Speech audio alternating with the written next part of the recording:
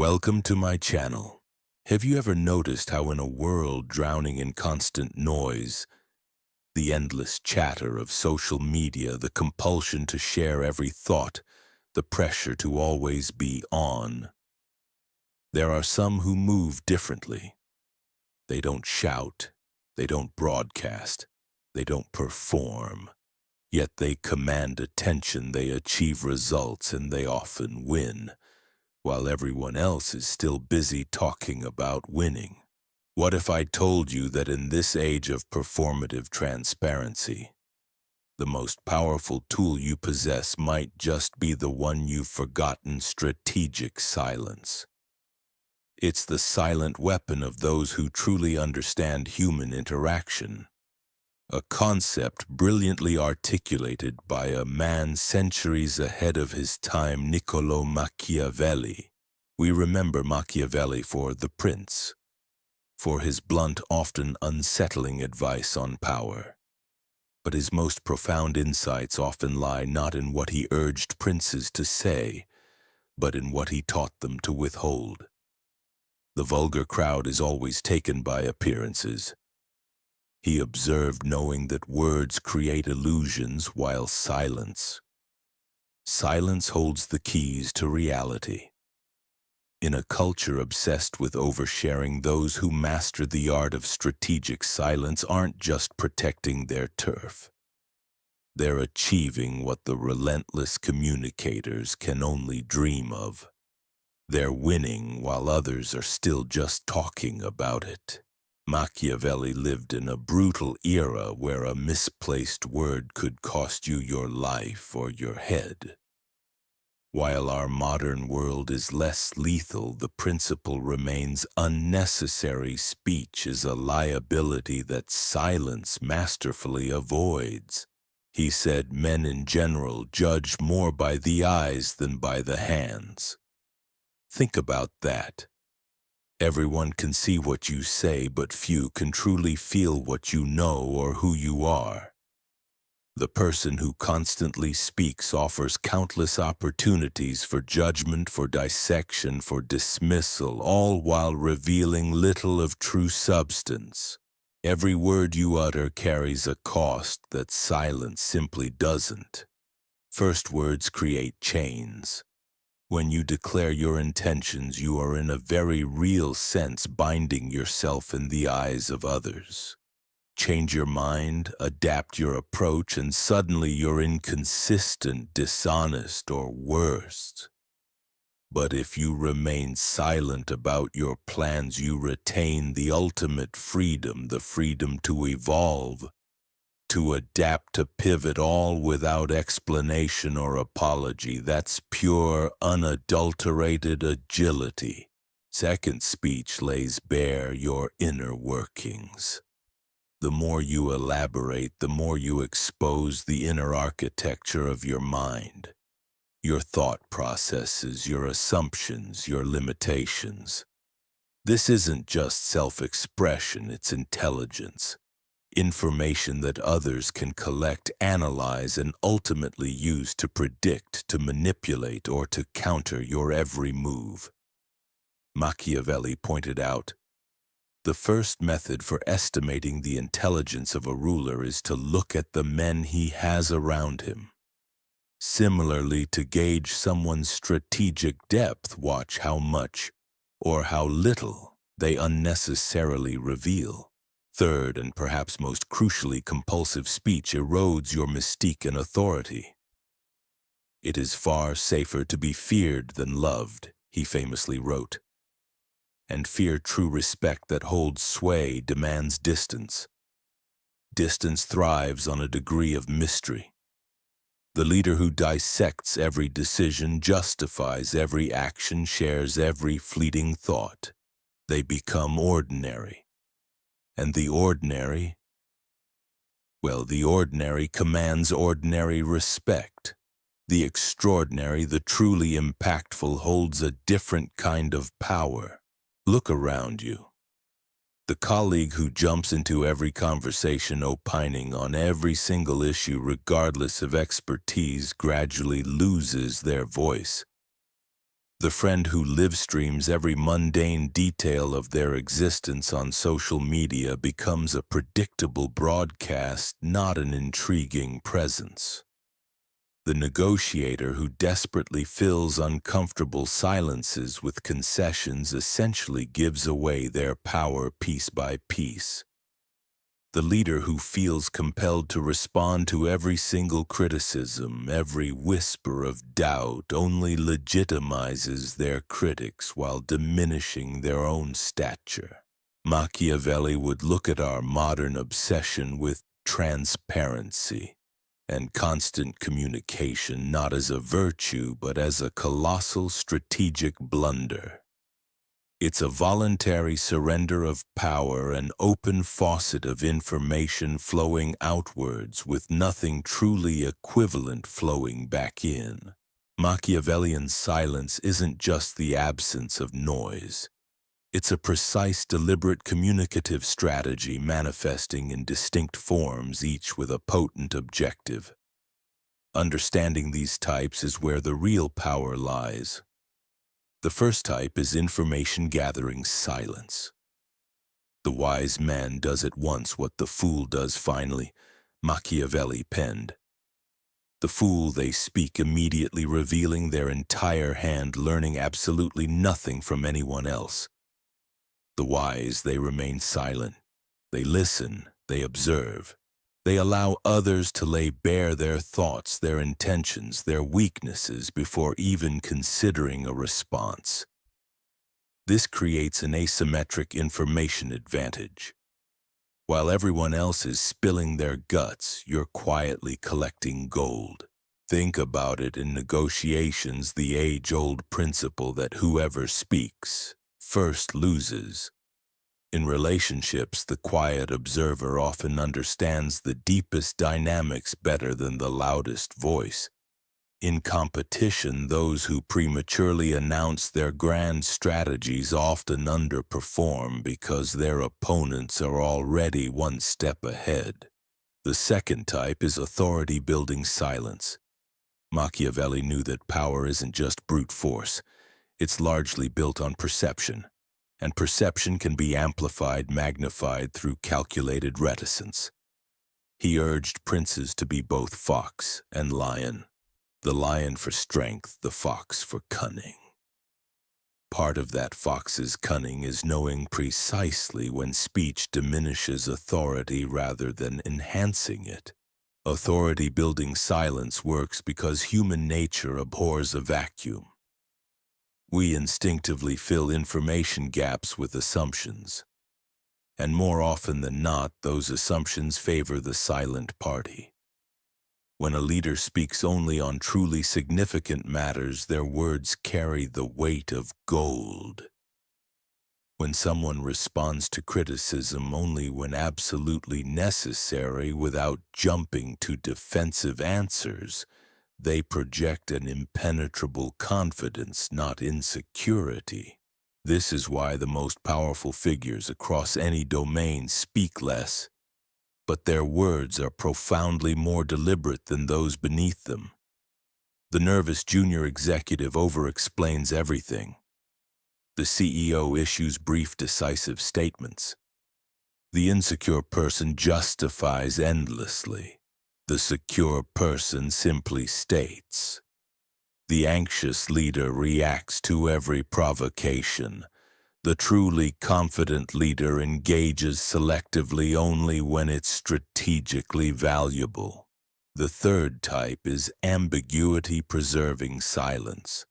Since it is difficult to join them together, it is safer to be feared than to be loved when one of the two must be lacking. Machiavelli observed, "This extends far beyond fear and love. It applies to any situation where maintaining multiple interpretations serves your strategic interests. Ambiguity-preserving silence allows others to project their own hopes, their own fears, their own interpretations onto your stance. By refusing to clarify, you can simultaneously appeal to vastly different groups with contradictory expectations." You retain ultimate freedom of action by not committing to a single binding interpretation. You preserve deniability by never explicitly endorsing one particular understanding. Politicians are masters of this, crafting statements vague enough that diverse audiences hear precisely what they want to hear. Effective negotiators avoid clear premature positions that would narrow their options. Leaders articulate vision without unnecessarily handcuffing their teams with granular, inflexible implementation details. In each case, this isn't deception. It's the profound recognition that premature clarity often sabotages objectives rather than advancing them. As Machiavelli starkly noted, politics have no relation to morals. For him, effective strategy demands a flexibility that excessive communication would simply compromise.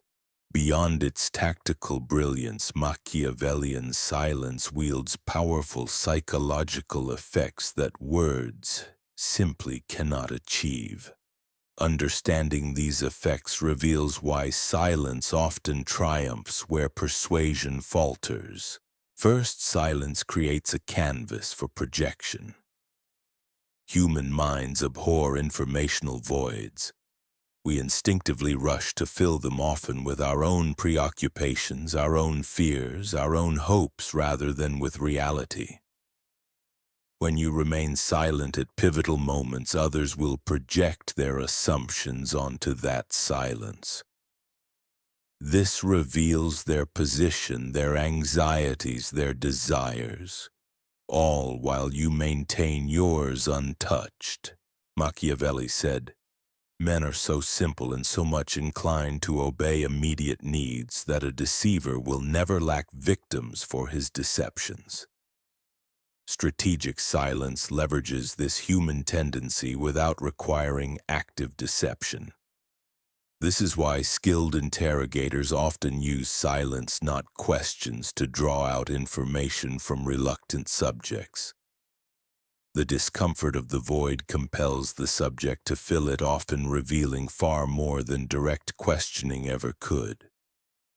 The same dynamic plays out in negotiations. The side that can tolerate the silence, that doesn't nervously fill pauses with concessions, almost always secures better terms.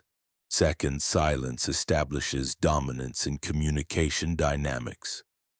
The person who speaks first, most frequently, or at greatest length, subtly positions themselves as seeking approval or validation. They are the eager supplicant. The person who speaks less, more selectively, or only after others have committed their positions, implicitly claims the role of the judge, the authority. Machiavelli would recognize this as a direct expression of better to be feared than loved. The silent party may not be loved, but their restraint, their judicious use of words often commands a deep, ingrained respect that garrulousness can never achieve. This is why job candidates who ask insightful questions often outperform those who merely talk about themselves. It's why the quiet, observant individual in a meeting often garners more serious consideration than the most vocal participants. It's why respectful silence in a conflict can be far more effective than the most passionate argument. In each instance, silence inverts the typical power dynamic, shifting from seeking approval through speech to claiming authority through stillness. Third, silence as an amplifier of mystique. Men judge generally more by the eye than by the hand, Machiavelli noted. What cannot be fully seen, fully understood, often appears more formidable than what is completely exposed. The person who reveals everything, their thinking, their motives, their insecurities, their plans, becomes ordinary, predictable. The person who reveals selectively, who retains an element of quiet mystery, magnifies their perceived capabilities. Think about leadership. The leader who dissects every aspect of their thought process demystifies their role, inviting others to see themselves as equally capable. The leader who shares conclusions, who delivers decisions while keeping their deliberative processes private, maintains a mystique.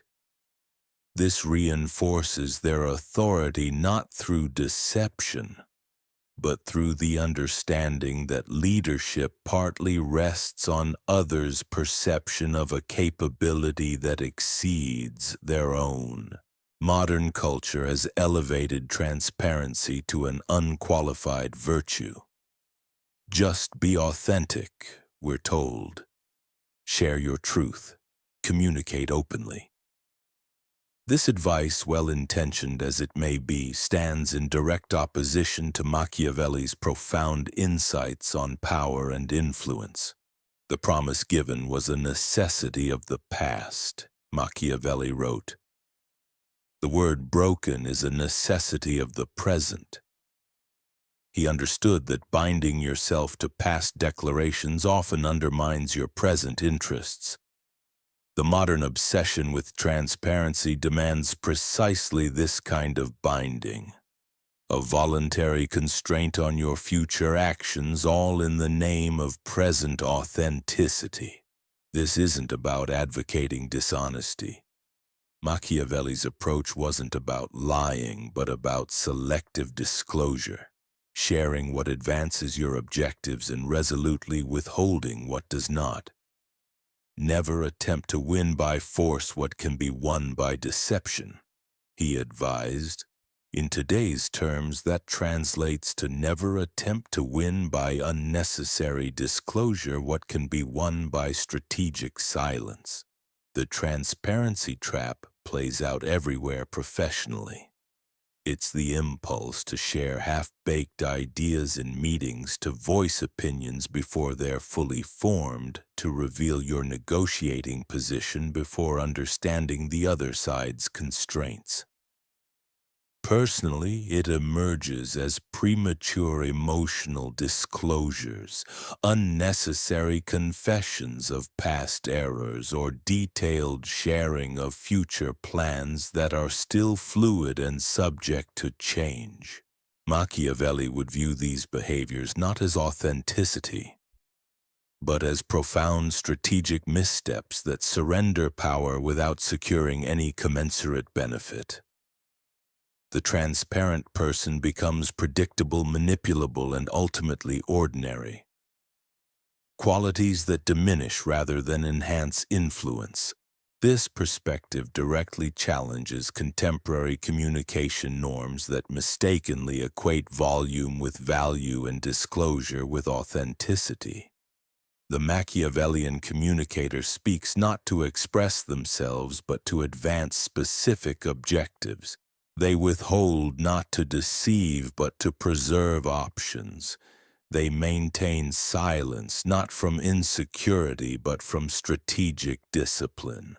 How can Machiavelli's powerful strategy of silence be applied in our hyper-connected world? It's not about becoming completely taciturn, but about cultivating the profound discipline to speak only when speech serves your objectives better than silence. First, practice information asymmetry. Before you share your position on any matter of consequence, ensure you fully understand others' positions first. Ask questions.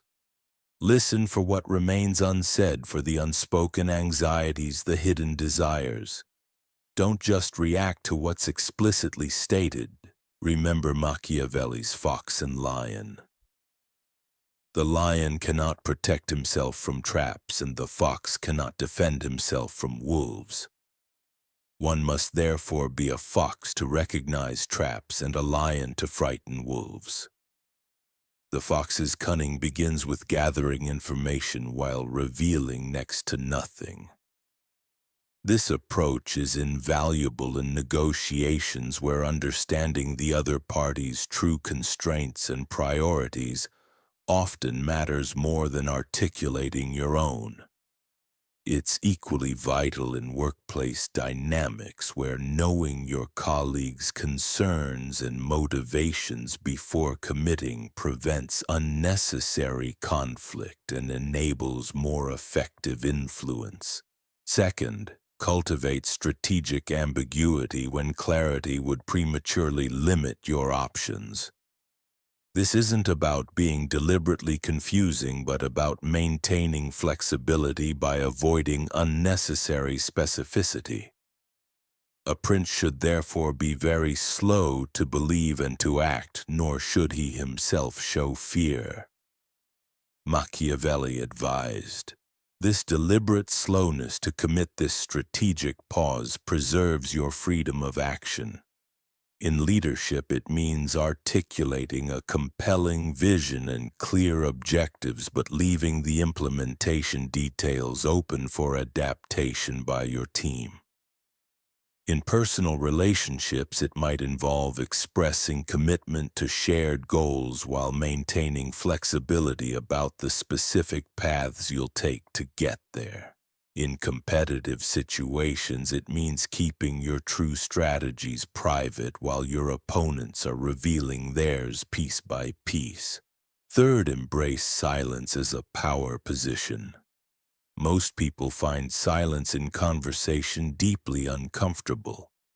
They rush to fill it, often revealing far more than intended or making unnecessary concessions just to break the tension. Training yourself to embrace these moments, to comfortably sit in the quiet rather than nervously filling it, creates an undeniable advantage. In negotiations, this means allowing silence to hang in the air after you've stated your position rather than nervously qualifying or weakening it. In conflicts, it appears as listening completely to criticism, allowing it to fully land before calmly, deliberately responding. In leadership, it emerges as delivering decisions with quiet conviction without unnecessary justification, trusting the decision to stand on its own merits. Machiavelli's strategy of silence isn't a call to never speak.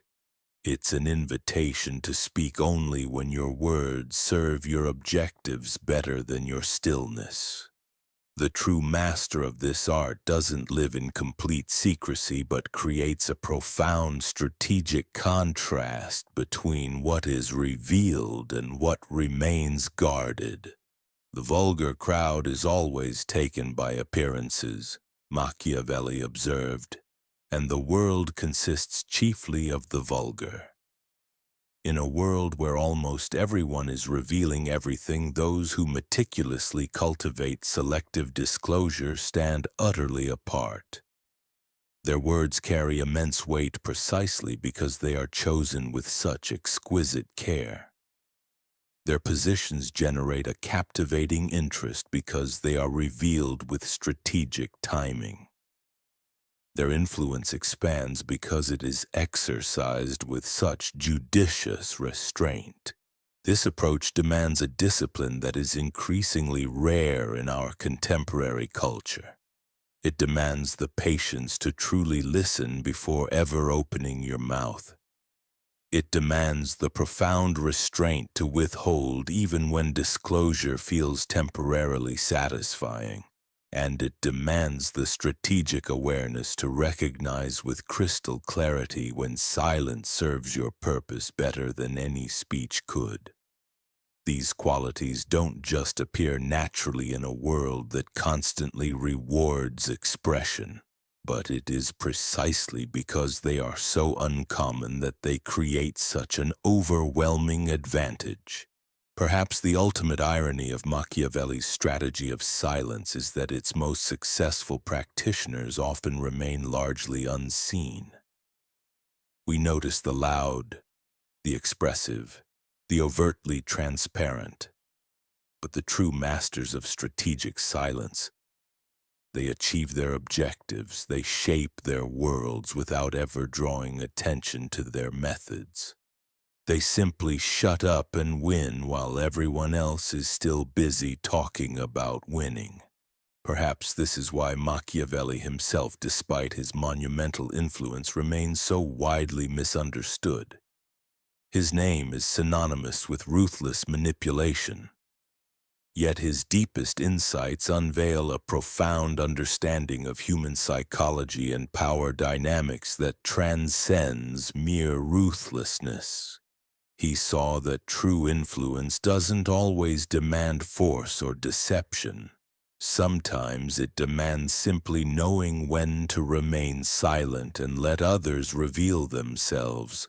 In this age of information overload, of opinion saturation, of compulsive sharing, Machiavelli's strategy of silence offers a counterintuitive yet immensely powerful path to influence. Say less, observe more, reveal selectively, and then let your undeniable results speak louder than any words you could ever utter. In the endless competition for attention, for power, for impact, those who master this approach don't just participate, they prevail.